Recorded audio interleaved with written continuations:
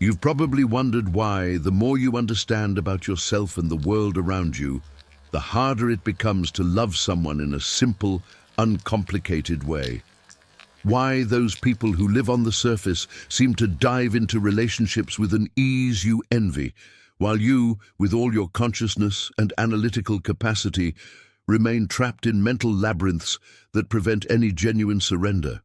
There's a particular cruelty in discovering that the same cognitive development that brought you clarity about so many things in life has become the greatest obstacle between you and the most fundamental experience of human existence. You feel it in your chest, don't you? That sensation of always observing, always analyzing, always questioning every gesture, every word, every silence from the other person, as if love were a complex puzzle that needs to be deciphered before it can be lived. The most disturbing discovery Jean Piaget made wasn't about how children learn mathematics or science. It was about how the development of consciousness creates mental structures that, once established, can become invisible prisons that separate us from the direct and spontaneous experience of love, and why this happens precisely to those who have most sought to know themselves and evolve as human beings.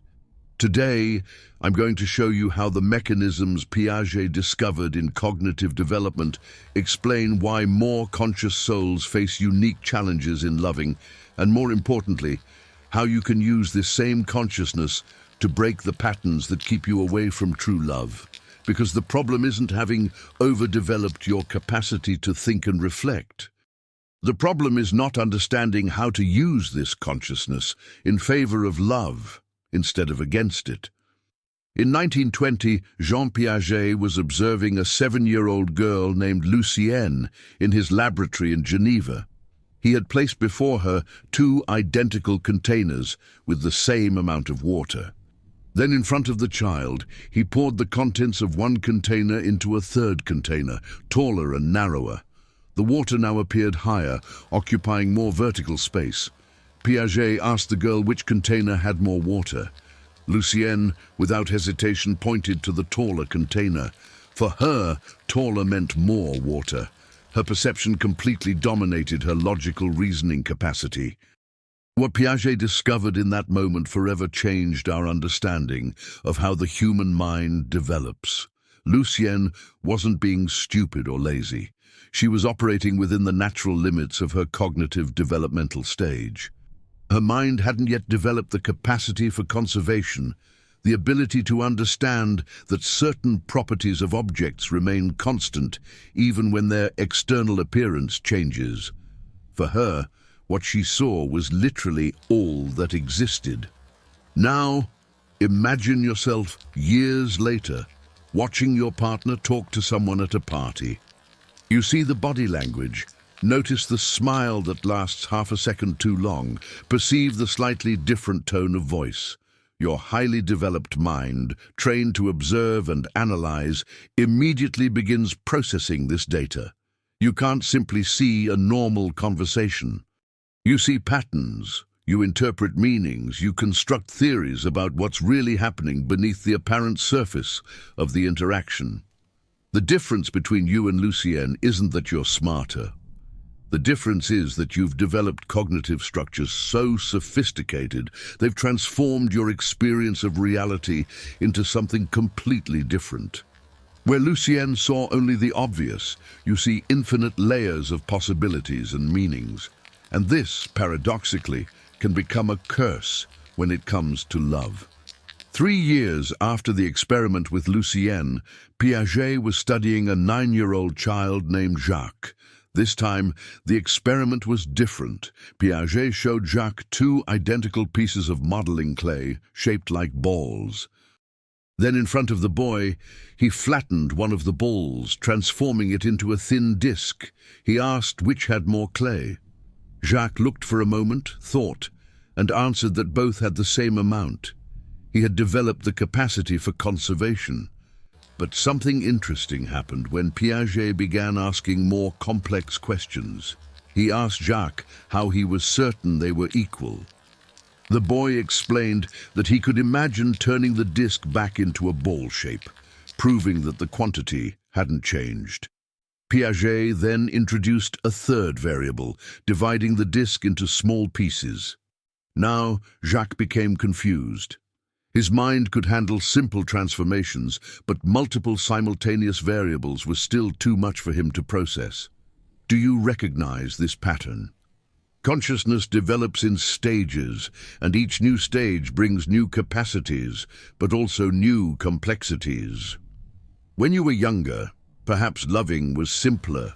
You felt attraction, enjoyed someone's company, and that was enough. But as your consciousness developed, you began to perceive layers that were previously invisible. You noticed how a person's past influences their present behavior. You perceived communication patterns that reveal things about long-term compatibility. You developed the capacity to see not just who the person is today, but who they might become or fail to become. This cognitive hypervigilance is both a gift and a trap. It's a gift because it protects you from potentially destructive relationships, helps you choose more compatible partners, and allows you to communicate in deeper and more meaningful ways. But it's a trap because it can prevent you from experiencing the spontaneity and surrender that are fundamental for love to flourish. Piaget discovered that cognitive development isn't just about gaining new skills. It's about completely reorganizing the mental structure through which we experience reality. He called this process equilibration, the mind's constant search for balance between new information and existing structures. When we encounter something that doesn't fit our current understanding, our mind goes through a process of accommodation, changing its structures to incorporate the new reality. The problem arises when we apply this natural and healthy process excessively to romantic relationships. Your mind, trained to constantly question, analyze, and reorganize your understanding of reality, can't simply turn off this function when you're with someone you love. Every gesture from your partner becomes data for analysis. Every word is filtered through multiple interpretative lenses. Every silence is loaded with potential meanings that need to be deciphered. In 1925, Piaget documented the case of a 5-year-old child named Martin, who had developed an obsessive fascination with understanding how things worked. Martin would dismantle every toy he received, not to destroy them, but to understand their internal mechanisms. He couldn't simply play with a toy car without first understanding how the wheels connected to the chassis, how weight was distributed, why some pieces were made of metal and others of wood. Martin's family became worried because he seemed incapable of simply enjoying things as they were. He needed to understand everything. Piaget observed that Martin had prematurely developed certain analytical capacities, skipping some important phases of emotional and sensory development. The result was a child extraordinarily intelligent for his age, but who had lost the capacity to experience the world in a direct and immediate way. Perhaps you recognize yourself in Martin's story. You can't simply enjoy a romantic moment without analyzing the motivations behind the gesture. You can't accept a demonstration of affection without questioning its authenticity or its long-term sustainability. Your mind, developed to understand and interpret, has transformed every loving experience into a research project about compatibility, authenticity, and future potential. Look, I know that as you listen to this, you're recognizing patterns in your own life, moments when your mind couldn't simply be present, when you found yourself analyzing instead of feeling, interpreting instead of experiencing. If this resonates with you, leave a simple comment about the last time you caught yourself overthinking in a moment that should have just been felt. Write something like, "I analyze when I should feel." Your experience might be exactly what someone needs to read today to feel less alone in this journey of trying to balance consciousness and spontaneity in love. You have more healing power than you imagine, because by sharing your vulnerability, you normalize the experience of others going through the same thing. Piaget's research revealed something fundamental about how different types of intelligence develop and interact. He identified that there's a natural tension between what he called practical intelligence and reflective intelligence. Practical intelligence is what allows us to act in the world directly and immediately. It's the intelligence of the body, of intuition, of spontaneous response. Reflective intelligence is what allows us to think about our thoughts, analyze our own mental processes, question our motivations and those of others. In young children, practical intelligence dominates. They act first and think later, if they think at all. But as cognitive development advances, especially in individuals who seek self-knowledge and personal growth, reflective intelligence can become hypertrophied, dominating situations where practical intelligence would be more appropriate. Piaget observed this clearly in the case of a 15-year-old girl named Claire, who participated in his studies on the development of formal thinking. Claire had developed an extraordinary capacity for abstract thought and metacognition. She could analyze her own thought processes with impressive precision for her age. But when Piaget observed her interacting socially with her peers, he noticed something interesting. Claire often hesitated before answering simple questions, not because she didn't know the answer, but because her mind automatically began analyzing the implications of different possible responses. During a group activity, when a classmate made a joke, instead of simply laughing or responding spontaneously, Claire stopped to analyze the humor, its layers of meaning, the possible intentions behind the joke, and what would be the most socially appropriate response. In the time it took her to make this analysis, the moment had passed, and her response eventually seemed forced and artificial. Claire had developed such sophisticated cognitive capacity that it began to interfere with her natural social functioning. Piaget noticed this created a vicious cycle.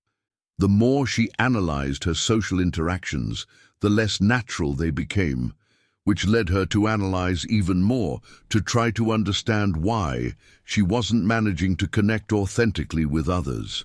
You're living an adult version of what Claire experienced in adolescence. Your developed capacity for reflection and analysis, which is genuinely valuable in many areas of life, becomes an obstacle when applied indiscriminately to moments of intimacy and loving connection.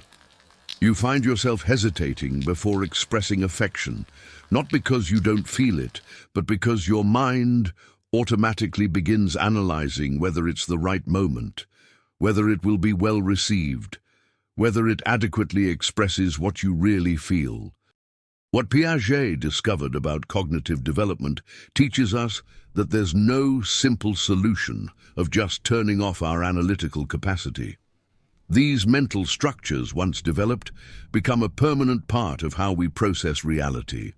But he also discovered that it's possible to develop what he called cognitive flexibility, the capacity to consciously choose which mental structures to activate in different situations.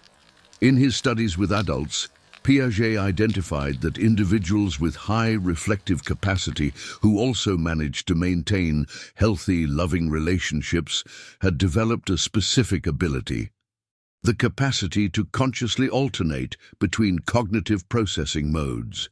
They could use their reflective intelligence when appropriate, but also managed to access their practical and emotional intelligence when the situation demanded it. This didn't happen automatically. It was a skill that needed to be consciously developed and practiced. Piaget observed that these individuals had learned to recognize the internal signals that indicated when their mind was entering inappropriate analytical mode, and had developed specific strategies to redirect their attention to direct experience. One of the most fascinating cases documented by Piaget was that of a 32-year-old mathematician called Dr. Rousseau, who sought help because, despite his exceptional intelligence and professional success, he couldn't maintain romantic relationships for more than a few months. Dr. Rousseau described how his mind automatically applied the same analytical processes he used to solve complex mathematical problems to his romantic relationships. He analyzed his partner's words as if they were equations, looking for inconsistencies, hidden patterns, and implicit meanings. When a girlfriend said she had enjoyed a movie, Dr. Rousseau automatically began analyzing why she had chosen those specific words, whether her facial expression was congruent with her verbal statement, and what this might reveal about her underlying personality or long-term compatibility. Piaget worked with Dr. Rousseau to develop what he called metacognitive awareness, the capacity to observe one's own thought processes in real time and make conscious choices about when to engage different types of intelligence. The first step was simply recognizing when it was happening. Dr. Rousseau learned to identify the physical sensation that accompanied his transition to analytical mode. A specific tension in his forehead, a change in breathing pattern, a particular quality of focused attention. Once he could recognize these signals, Dr. Rousseau began practicing what Piaget called attentional redirection. Instead of simply trying to stop analyzing, which is usually impossible once the process has begun, he learned to redirect his attention to sensory aspects of the immediate experience. If he was talking with his partner and noticed his mind entering analytical mode, he consciously returned his attention to her voice, the warmth of her presence, the texture of the present moment. The process wasn't quick or easy. It took months of consistent practice, but gradually Dr. Rousseau developed the capacity to consciously choose when to use his analytical capacity and when to allow himself to experience his relationships in a more direct and sensory way. His subsequent relationships became progressively deeper and more lasting. Dr. Rousseau's case illustrates something fundamental about the nature of consciousness development in relation to love. The problem isn't having overdeveloped our capacity to think and reflect. The problem is the indiscriminate application of this capacity to situations where other types of intelligence would be more appropriate. The solution isn't cognitive regression, but rather evolution to an even more sophisticated level of consciousness that includes the wisdom of knowing when not to use certain capacities. Piaget discovered that there's a specific pattern in the development of highly conscious individuals who manage to balance deep reflection with loving spontaneity. First, they go through a phase of accelerated cognitive development, often during adolescence or early adulthood, where they develop exceptional analytical and reflective capacities.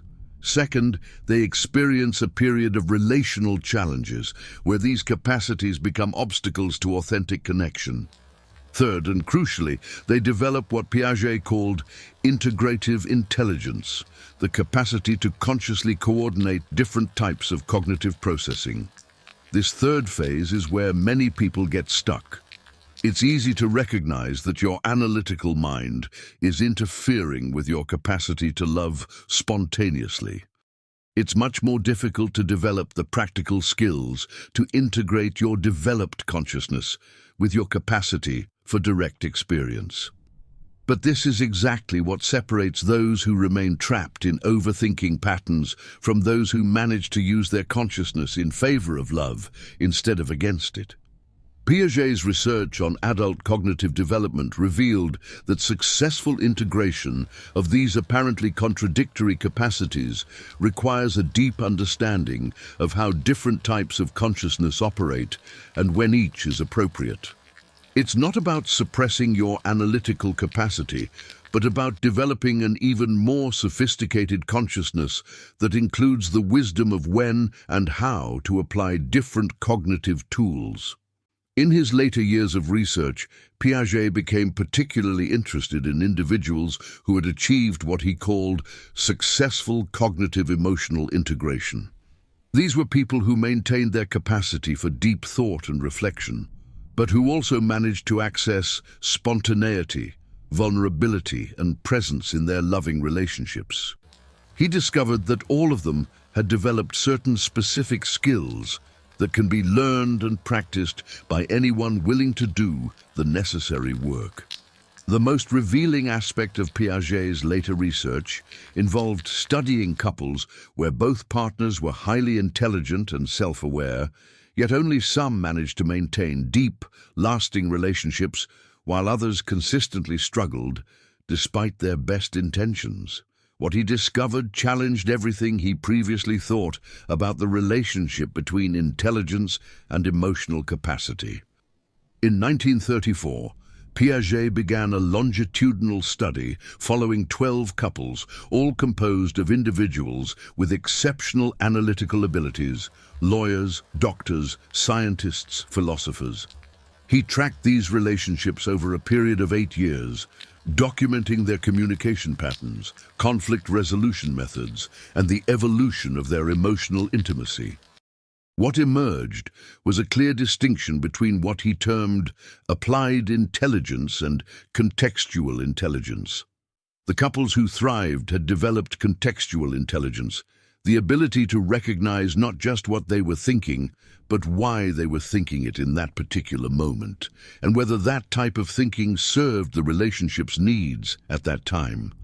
The couples who struggled, despite having equally impressive analytical abilities, were trapped in what Piaget called cognitive rigidity, the unconscious application of analytical thinking to every relationship situation, regardless of whether it was helpful or harmful.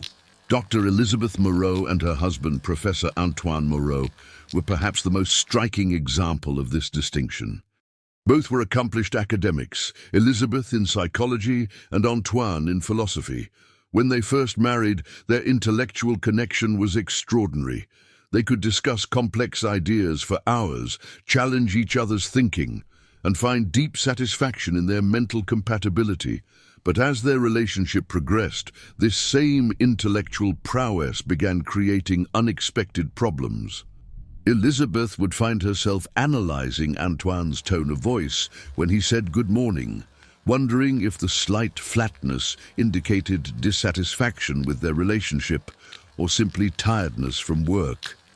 Antoine would interpret Elizabeth's quiet moments as potential signs of withdrawal, running through complex philosophical frameworks about the nature of communication and connection to try to understand what was happening. Their intellectual gifts, which had initially brought them together, were now creating a barrier between them. The turning point came during what Piaget documented as the coffee incident. One morning, Antoine made coffee for Elizabeth as he had done hundreds of times before. But this time, Elizabeth's analytical mind noticed that he had used slightly less coffee than usual. Instead of simply enjoying the gesture or mentioning her preference casually, her mind immediately began processing this information. Was he being less attentive to her preferences? Was this a sign that he was taking their relationship for granted? Did this represent a broader pattern of declining care and attention? Elizabeth spent the entire morning analyzing the coffee incident from multiple angles. She considered whether to address it directly, whether her reaction was proportional, whether she was overthinking, and what the overthinking itself might reveal about her attachment style and relationship anxieties. By the time she decided to say something, the moment had grown so large in her mind that any conversation about it would necessarily be heavy and loaded with significance far beyond the actual event. Antoine, meanwhile, had noticed Elizabeth's unusual quiet mood and had begun his own analytical process. He reviewed their recent interactions, looking for signs of what might be troubling her. He analyzed her body language, her word choices from the previous evening, the timing of her silences. His philosophical training led him to consider broader questions about the nature of emotional labor in relationships and whether he was unconsciously failing to meet some unspoken expectation.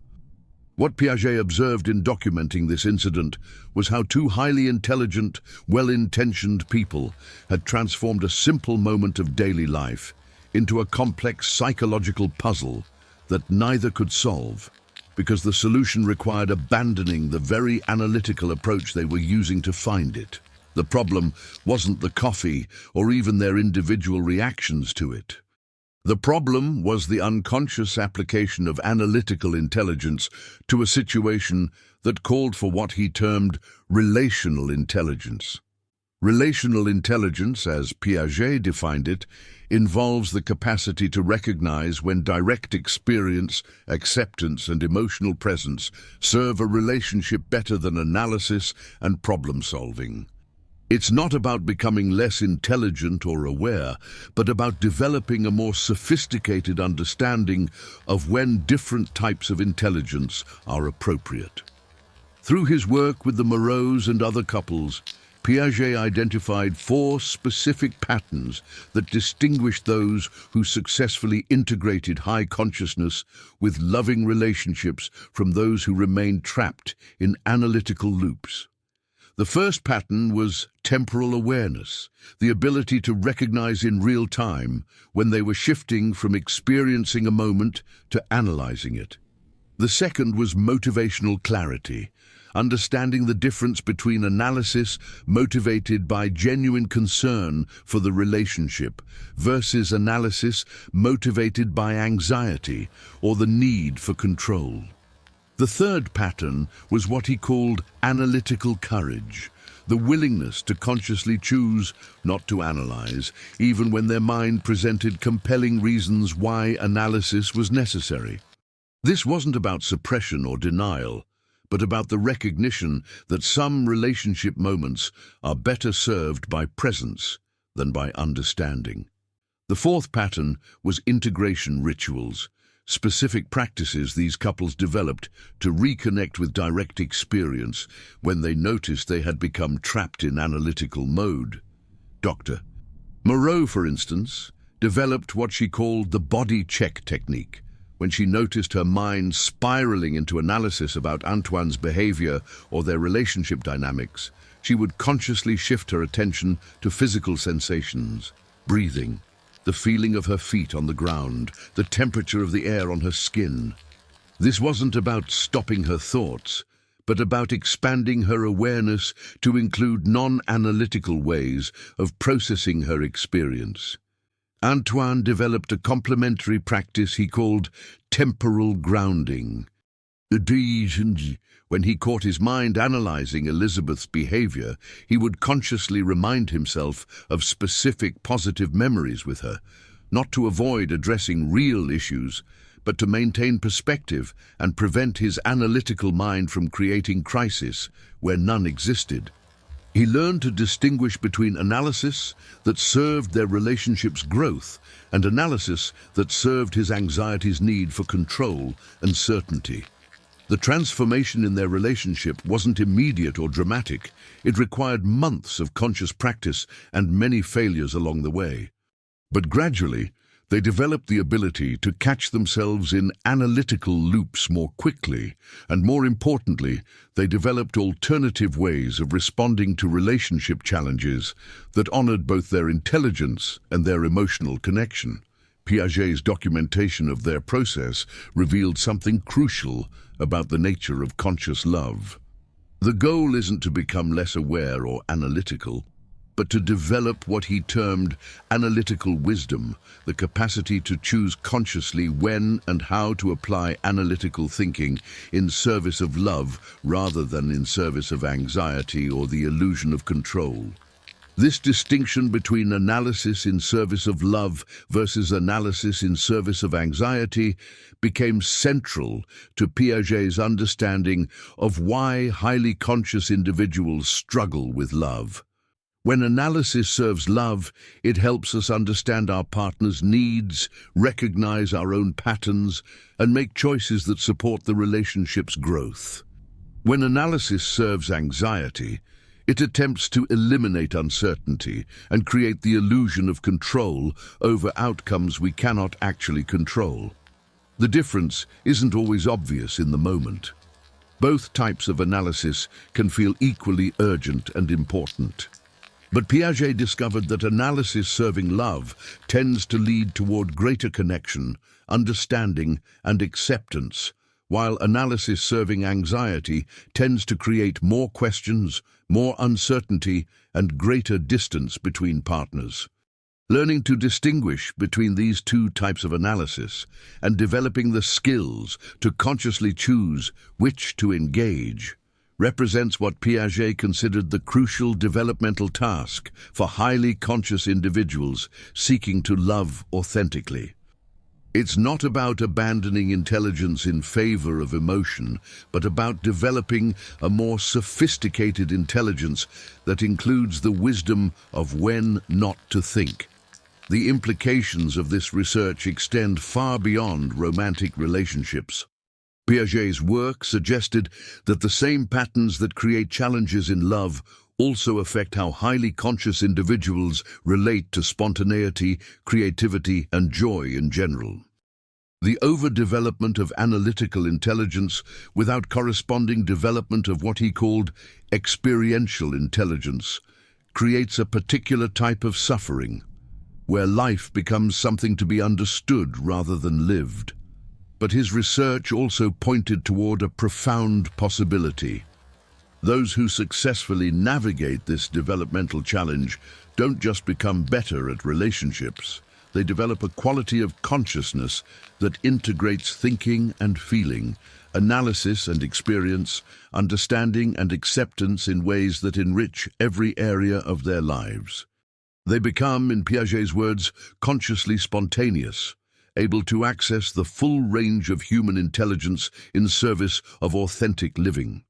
This integration represents what Piaget considered the next stage of human development beyond formal operational thinking.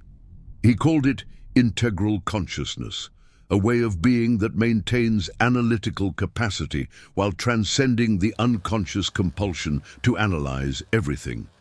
It's consciousness that includes the wisdom of when not to be conscious in the conventional sense, when to trust experience over analysis, when to choose presence over understanding. The development of integral consciousness requires understanding that the same mental structures that can trap us in analytical loops also hold the key to transcending them. Piaget's most profound insight was that consciousness doesn't evolve by abandoning previous developmental achievements, but by integrating them into more sophisticated and flexible systems. The analytical capacity that seems to interfere with love isn't something to be overcome, but something to be consciously directed. Dr. Moreau's breakthrough came during what she later described as the dishwashing moment. She was washing dishes while Antoine read in the next room, and her mind began its familiar analytical spiral about whether he should be helping. What his reading, instead of offering to help, revealed about their relationship dynamics, and how this connected to broader patterns of emotional labor distribution. But this time, instead of following the analytical thread or trying to stop it, she simply noticed it happening while continuing to wash the dishes. She observed her thoughts the way she might observe clouds passing through the sky, present, but not requiring her to climb aboard and travel with them. The analytical thoughts continued for a few more moments, but without her mental energy feeding them, they gradually quieted. What remained was the simple experience of warm water on her hands, the satisfaction of making something clean, and a sense of peaceful connection to the moment that eventually expanded to include a fond awareness of Antoine's presence in the next room. This wasn't a technique she had learned from any book or therapy session. It was an organic discovery that emerged from months of practicing what Piaget called metacognitive observation, the capacity to observe one's own mental processes without immediately engaging with their content. She had learned to create space between herself and her thoughts, space where choice became possible. When Antoine came into the kitchen a few minutes later and spontaneously began drying the dishes she had washed, Elizabeth experienced something she hadn't felt in months. Simple appreciation for a simple gesture, uncomplicated by analysis of what it meant or didn't mean about their relationship. The gesture didn't need to prove anything or solve anything. It was just what it was, and that was enough. This capacity to experience moments without immediately converting them into psychological data became the foundation for what Piaget identified as the next stage of development for highly conscious individuals. He called it transparent consciousness, a state where awareness is present but not intrusive, where intelligence operates without creating separation from direct experience. Transparent consciousness isn't about thinking less, but about thinking more skillfully. It involves developing what Piaget termed cognitive lightness, the ability to hold thoughts and insights loosely rather than gripping them tightly. When we grip our thoughts tightly, they become obstacles to experience. When we hold them lightly, they become tools that serve experience without dominating it. The couples in Piaget's study who successfully developed transparent consciousness reported a paradoxical discovery. The less they tried to understand their relationships, the more they actually understood them. But this wasn't the understanding that comes from analysis. It was the understanding that comes from intimate familiarity, the way you understand your own breathing without needing to think about it. Dr. Heinrich Weber, another subject in Piaget's longitudinal study, described it this way: "I spent years trying to figure out how to love my wife better, analyzing her needs, studying relationship psychology, developing communication strategies. None of it was wrong, but it was like trying to learn to dance by studying the physics of movement. The real breakthrough came when I stopped trying to love her correctly and simply allowed myself to love her. The analysis became background music instead of the main performance." This shift from analytical foreground to analytical background represents what Piaget considered the hallmark of integral consciousness. The analytical capacity doesn't disappear, but it moves into a supportive rather than a dominant role. It's available when genuinely needed, but doesn't automatically activate for every relationship moment. Piaget discovered that this transition typically happens through what he called accumulated moments of presence.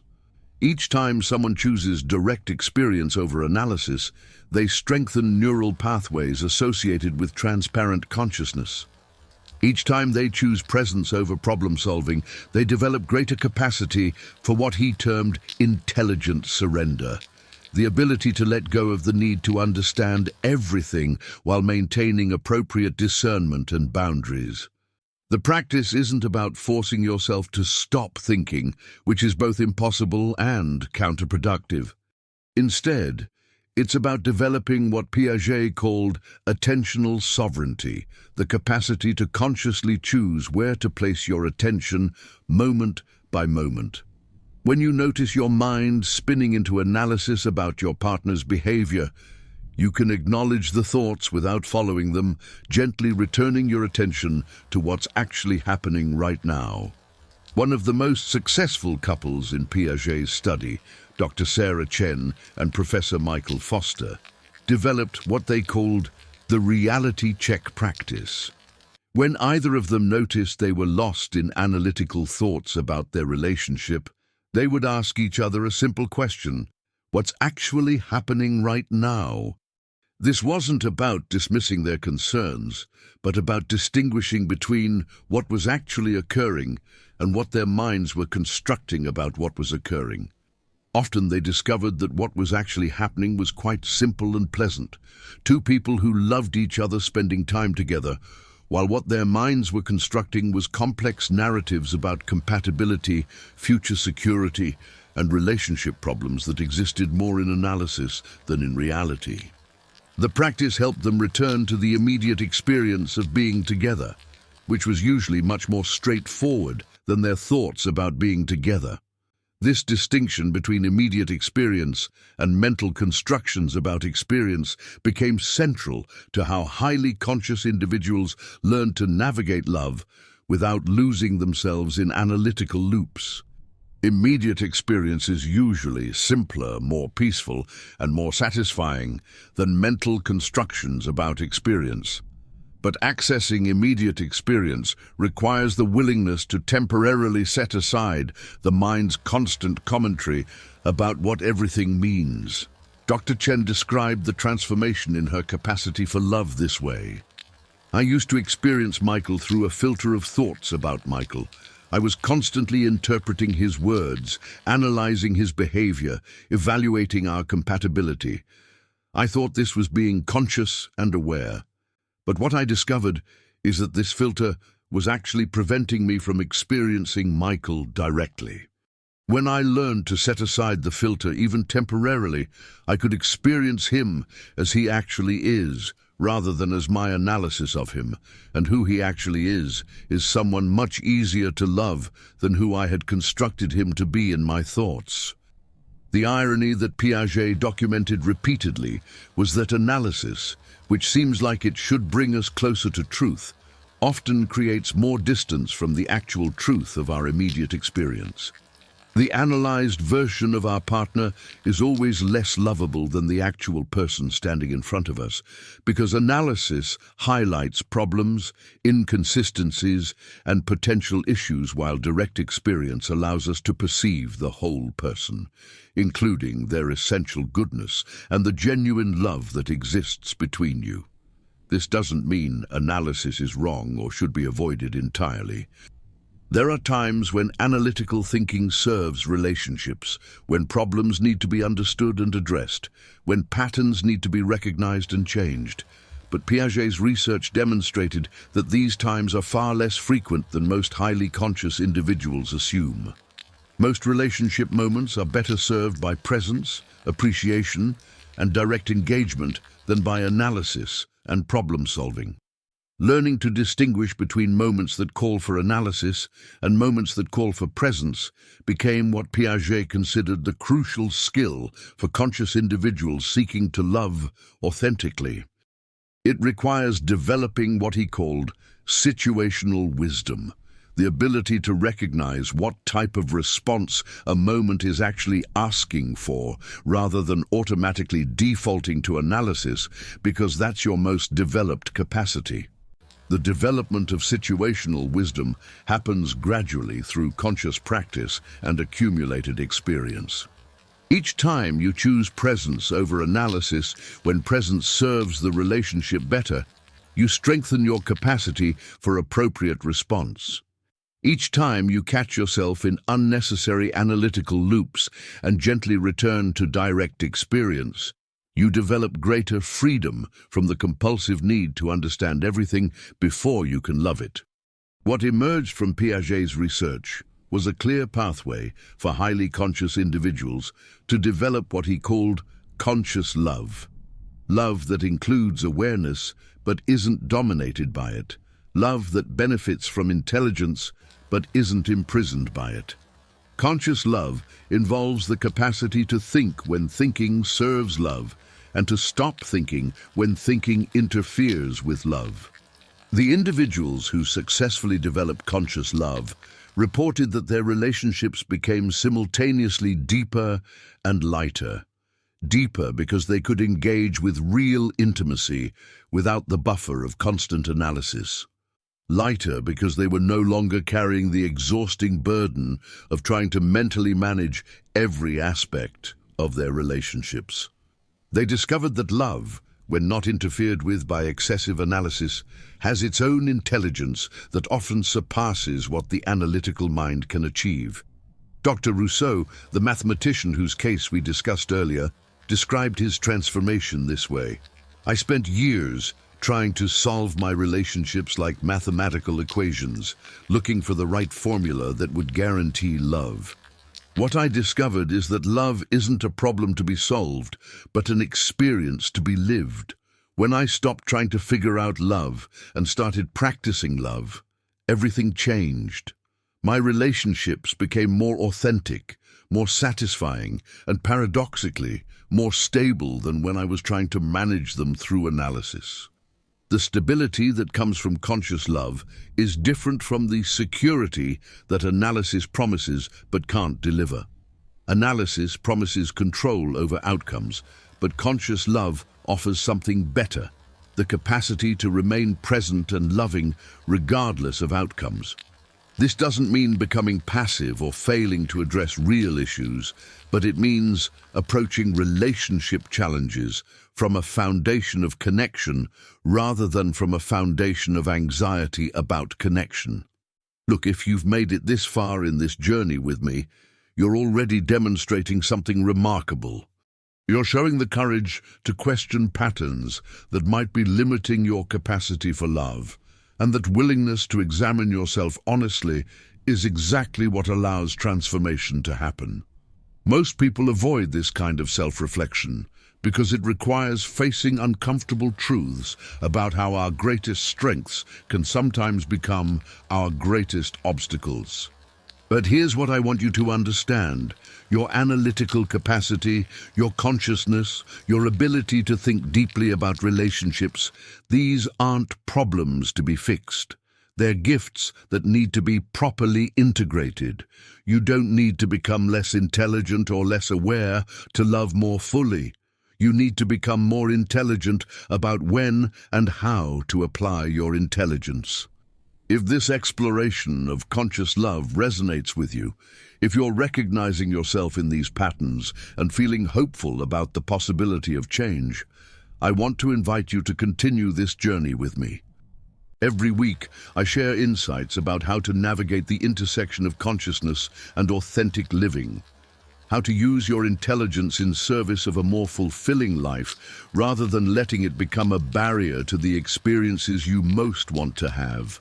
The path from analytical consciousness to integral consciousness isn't something you have to walk alone.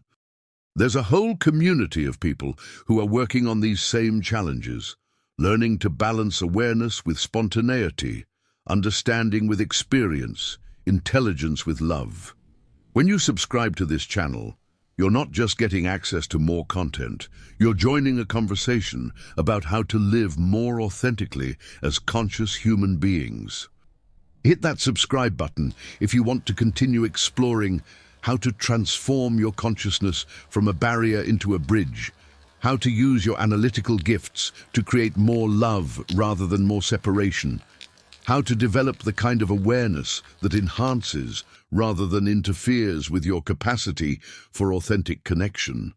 Because this journey we're on together, this exploration of what it means to love consciously, is just beginning. Next week, I want to dive deeper into something that many highly conscious people struggle with: how to maintain your sense of self while allowing genuine intimacy. We'll explore what Piaget discovered about the difference between healthy boundaries and defensive walls, and how to create relationships where consciousness and vulnerability can coexist. Because learning to love without losing yourself might be the most important skill you ever develop. The truth is, your consciousness isn't the obstacle to love. When properly understood and skillfully applied, it's the foundation for the deepest, most authentic love possible. You just need to learn how to use it.